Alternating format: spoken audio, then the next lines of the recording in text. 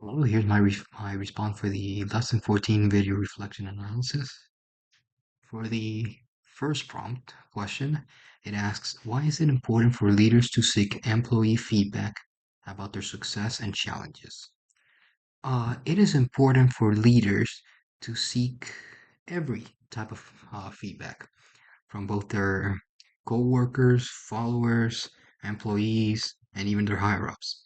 Everything is necessary, as every piece of feedback can help improve and uh, and reinforce what the manager might be doing correctly or incorrectly.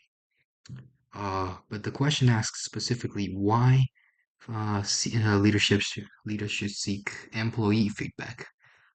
I feel like the question is kind of self-explanatory, but to make it to explain it in a sort of way, leader seeking feedback from their followers or employees tends to improve the leadership itself and reinforce what the, like I said before, reinforce what the leader did correctly or incorrectly. But the employees' feedback might give a new perspective on the leader about their leadership style, which might not have been clear for the leader to begin with. In other words, maybe the leader is doing something that is indirectly hurting in a hypothetical way. Indirectly, it's hurting another one of his employees, and he doesn't know about this. So what did this feedback hope to accomplish? It definitely could uh, make it so the leader changes his leadership style so that none of his employees are hurting while maintaining uh, a good performance for his company. So yeah, feedback is extremely important. As to what leaders should do with the feedback they obtain, which is the rest of the question, leaders should read or process, I should say, this information and interpret what to do with it. Or in other words, determine if there is an issue or if it's simply complementing uh, his or her leadership skills. Uh, and then from there on, not really, don't re never attack the person that gave the feedback, but instead look for a way to change your leadership style in a way that suits the person that gave that feedback if there is an issue. This could lead to improve general overall it could just lead to improvement if followed correctly. Since the employee could be benefited if the manager changes their leadership style according to in response to the feedback given, and the the employees doesn't get hurt. That everything's perfect, and the general performance can improve for the company as well indirectly. The second question asks why it's necessary or desirable for employees to understand how and why a company change is taking place. The question also asks to what extent do I think this best practice is actually followed in the real world? Um, so, as to why it is necessary or desirable for employees to understand how a company change is taking place, this over employees should be aware, should be uh, notified about changes happening in a company regardless of how small or big, as long as it can affect them. And even if it can't, if it doesn't affect them, something that it could potentially affect them, not guaranteed, but could affect them, should be notified to them. That way, they could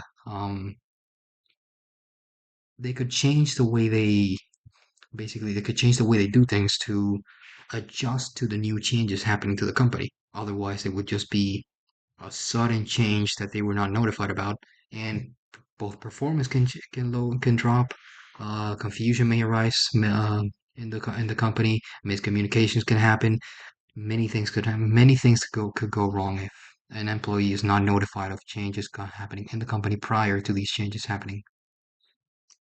And what do I believe? Uh, the, to what extent do I believe this practice is actually followed in the real world? I believe this practice, obviously, it depends on the company being addressed, but I believe this practice is followed in the real world at a very stable rate, so to speak. Since I believe that companies that don't notify their employees are companies that are not gonna perform as well as their competition, for example. And generally, it once again this notifying their employees of changes that could affect them can really only bring positive um, aspects to the company, unless it is something like, for example, announcing employee cuts or uh, lowering the number of staff because they can't afford the company can't afford it anymore or something like that. Even then, they should be notified so they can start looking for a new job on the meantime. But that's beside the point. Um, Employees should be notified whenever a change is taking place, regardless of the change, as long as it affects them. Failure to do so can definitely lead to the employee. It could lead to miscommunication, uh, poor performance, simple mistakes being made at the workplace, along with many other things. And this definitely, sorry about that. And this practice definitely is definitely followed in the real world in order to maintain a successful company with a stable set of employees. The third question asks, do I think that promoting a communal culture is compatible with promoting company diversity? Why or why not? So, a communal culture is an organization, or basically a communal culture, an organization that approves communal culture. Culture is a company that likes to maintain employees who think alike, know the direction a company is going through, and basically are willing to share knowledge with the company and share ideas about it. So, with that being said, I do not believe that a company that or an organization that nurtures communal culture uh, will be compatible with diversity to an extent. As um, communal, like I explained, communal culture does not really atone for striving for differences. It's more like a communal culture stands more for like attaining a specific goal that has already been a specific goal that has already been directed by the company or established by the company. And the diversity doesn't always uh, agree with this perspective, and since it strives for change and difference in the company, and unless the company is striving for newer and different methods for operating the company, then I do not believe that a company promoting communal culture is compatible with diversity to a certain extent, unless it's promoting to. It depends on the type of diversity too. Like the company, if it's a communal company, if the company supports a communal culture, then it is possible to maintain, for example, age diversity to some extent, as well as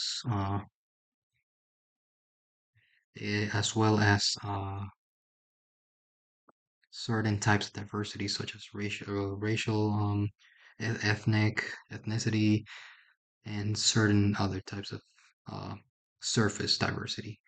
Now, but when it comes to deeper levels of diversity, such as the way people think about the company and wish to operate it or wish to help operating it, then no, I do not believe that a communal culture is compatible with promoting company diversity. Uh, the final question for this week's video reflection analysis is asked, do different cultures experience high power or low power distance in business as a reflection of their model? their mode of political governance. Explain your answer. So, power distance. So, this would be the extent in which different societies accept the way power is distributed, according to our book. And when it comes to high power distance, for example, usually this method leads down to a hierarchy type of uh, government or governing system, since it tends to lead to usually the same political leaders all the time, and they are expected to make decisions without consulting others, if consulting anyone at all. Uh, uh, Meanwhile, low power distance countries, such as United States, uh, usually decisions tend to be made uh, while consulting with as many people as possible, or as many people in a controlled or in the same power level, so to speak. Uh, and low power distance basically strives for equality amongst society. With that being said, now back to the question: do different cultures experience high power or low power distance in business as a reflection of their mode of political governance? Yes, I do believe that different cultures experience high power and low power uh, distance in business as a reflection of their mode of political governance. And this is because depending on the way uh, decisions and leadership is managed on the company, it will uh, lead to whether they're using high power or low power distance. And this definitely strives between companies and cultures. For example, hierarchy in countries such as Mexico or China, for example, tend to direct their power into simply one leader, and this leader makes decisions without really consulting others a lot, if they ever even consult them. And in high power distance, in high power distance systems, power is rarely distributed, and it is usually kept amongst the same uh, hierarchy or the same family line, so to speak. Uh, like I said before, China. It is usually kept, the authority in China is usually kept to only one person and one political leader. And this power is rarely shared or brought down. Meanwhile, for example, low power distance leadership tends in countries such as the United States, Sweden, the Netherlands, and among with others, tend to lead towards equality in a and they tend to they tend to occur in systems where power is distributed as equally as humanely as possible. So this explains why I believe that um, different cultures do experience high power and low power distance business as a reflection of their mode of political governance.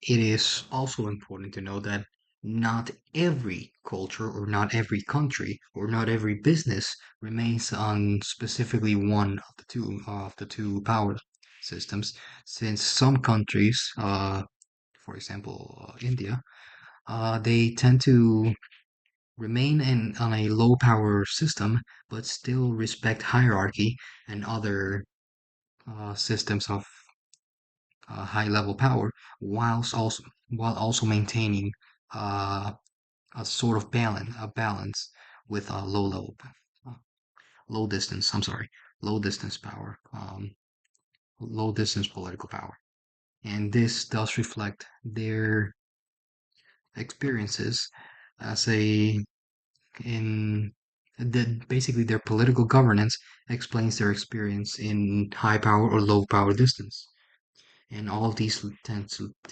lead back to the business culture. So, in conclusion, basically, yes, there are differences in culture experience with high power or low power distances in business as a reflection of their mode of political governance. However, it is not. It doesn't have to be.